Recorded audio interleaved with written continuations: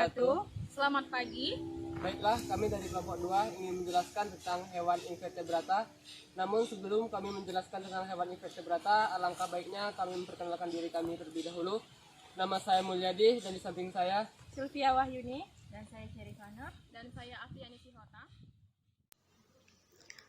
Halo, selamat pagi untuk kita semuanya.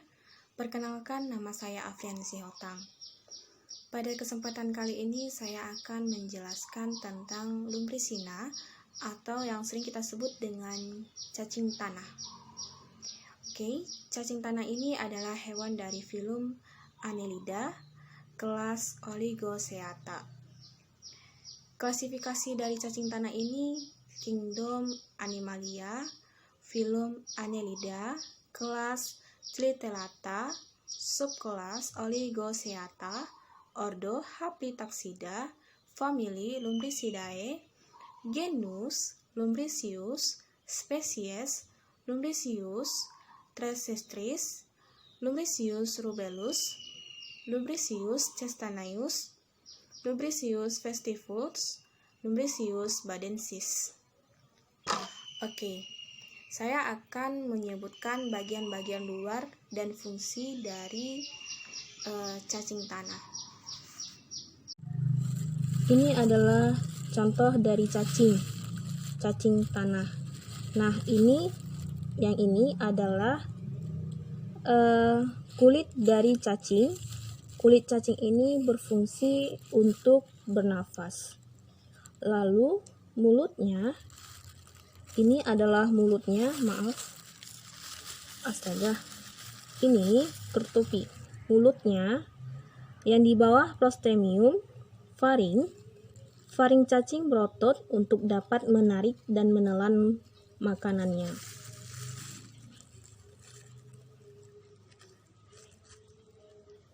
Lalu ini adalah bagian anus atau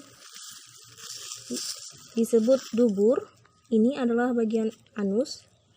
Lalu yang bersifat garis-garis ini adalah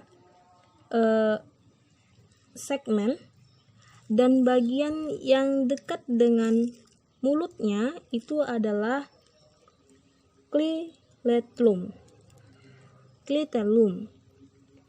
Dan ini adalah bagian depan, sedangkan ini dekat anusnya adalah bagian belakang yang disebut dengan posterior. Assalamualaikum warahmatullahi wabarakatuh. Nama saya Syarifana dari kelas 32 Pendidikan Biologi. Di sini saya akan menjelaskan tentang kerang darah atau yang nama ilmiahnya Anadara granosa.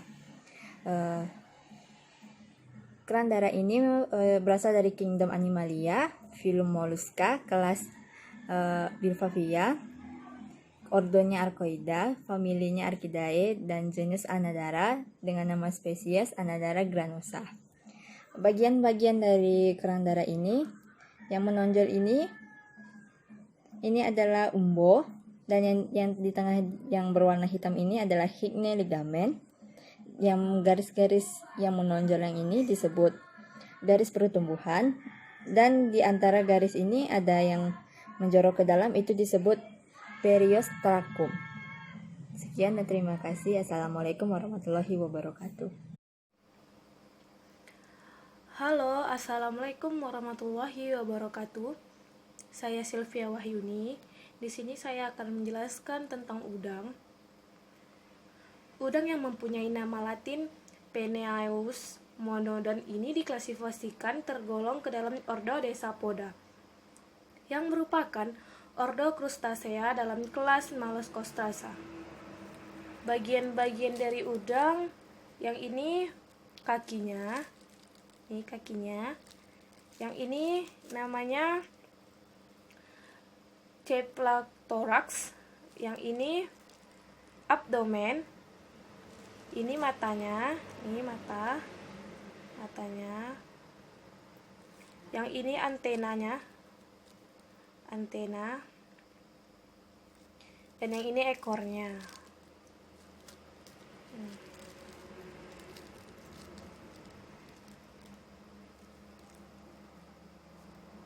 Morfologi udang. Menurut morfologis, udang terbagi menjadi dua. Yang pertama bagian cephalotoraksnya atau bagian kepala dan dada di bagian abdomen atau perut. Untuk lebih lanjut, yaitu di bagian cephalotoraks dari udang ini dilindungi oleh kulit chitin yang lebih keras, tebal. Kulit chitin disebut carapace.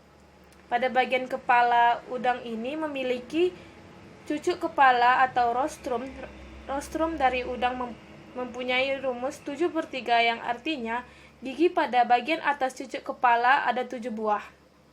Dan di bawah untuk bagian lainnya terdiri sebagai yang pertama sepasang mata majemuk, yang kedua mulut di bawah kepala dan rahang, yang ketiga sepasang antena, yang keempat 2 pasang antenula, yang kelima sepasang sirip kepala, yang keenam sepasang alat pembantu rahang, yang ketujuh 5 pasang kaki jalan, dan yang ke-8 pada bagian dalam terdapat hepatopankreas, jantung, dan insang.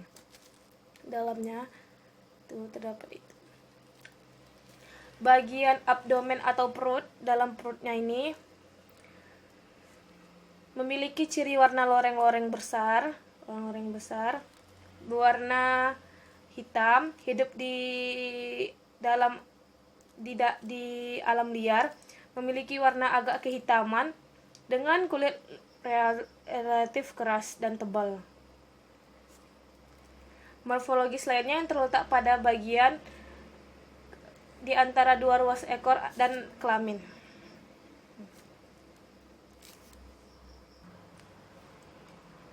Klasifikasi ilmiah dari udang ini dari Kingdom Animalia, filum Arthropoda, subfilum Crustacea, kelas Malacostrata, ordo Decapoda, subordo Dendrobaciata, famili Penaceae, genus Penaeosaurus, dan spesies Mododon.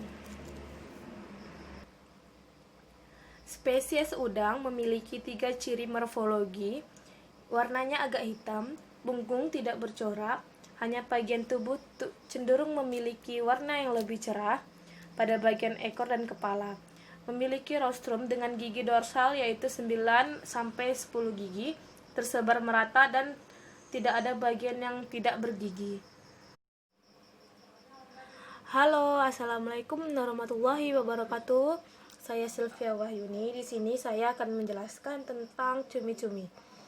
Cumi-cumi adalah kelompok hewan cephalopoda besar atau jenis moluska yang hidup di laut.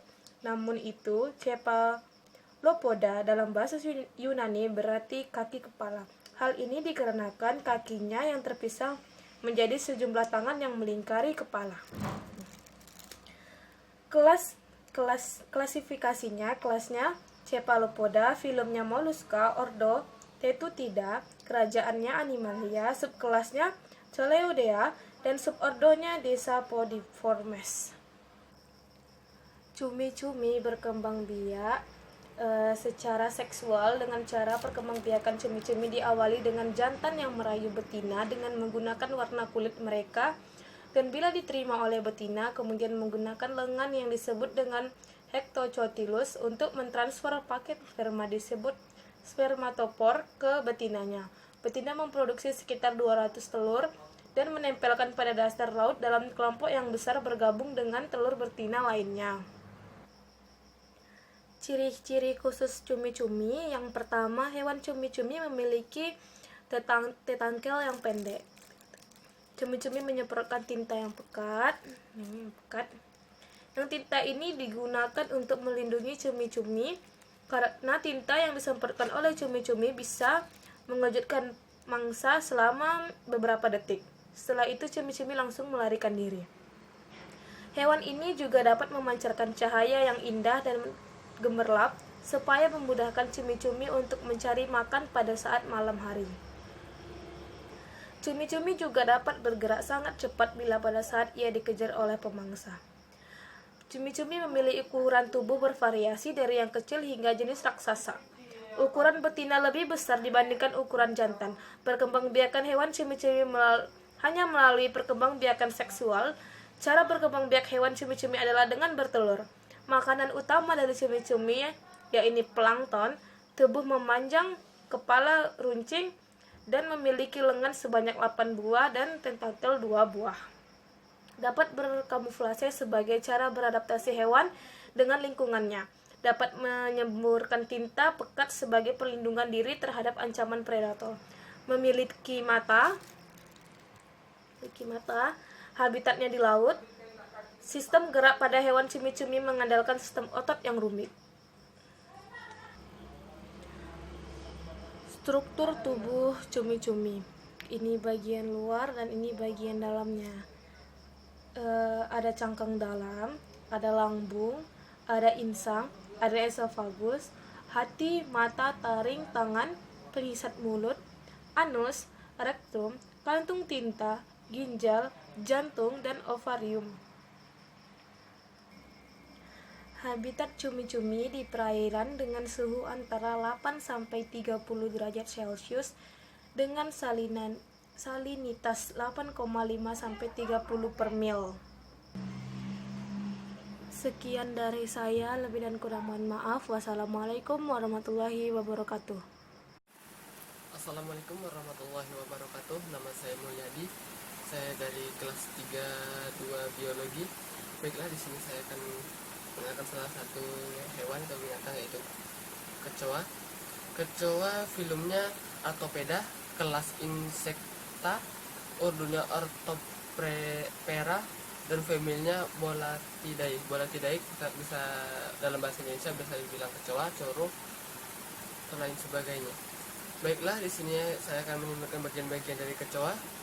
Yang pertama, yang seperti rambut ini adalah antena, kepala, yang ini adalah sayap, ini kaki, sini badan, dan ini perut, dan sini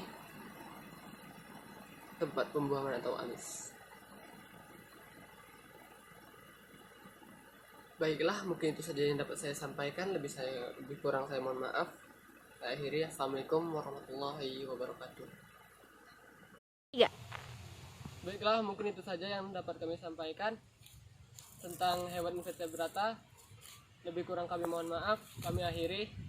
Assalamualaikum warahmatullahi wabarakatuh.